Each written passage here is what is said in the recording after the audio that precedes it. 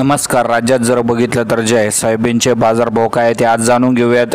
तर आज दिनांक 21 मार्च 2025 रोजीचे ताजे सोयाबीन बाजारभाव या ठिकाणी जाणून घेणार आहोत. सध्या जर बघितलं तर जे आहे बीडमध्ये कमीत कमी 3,800 तर जास्तीत जास्त 4,250 रुपये, नगरमध्ये कमीत कमी 3,900, सरासरी 4,000 तर जास्तीत जास्त 4,100 रुपये, 1-2 वाकलांना 4,200 पर्यंत बाजारभाव या ठिकाणी जात आहे.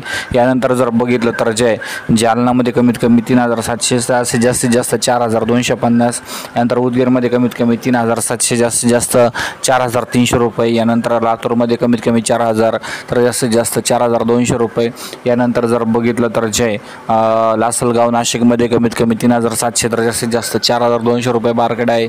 यानंतर जर बघितलं तर जे परभणीमध्ये कमीत कमी 3,700 जास्तीत जास्त 4,300, नांदेडमध्ये कमीत कमी 3,650 तर जास्तीत जास्त 4,250 रुपये मार्केट या ठिकाणी आपल्याला पाहायला मिळत आहे.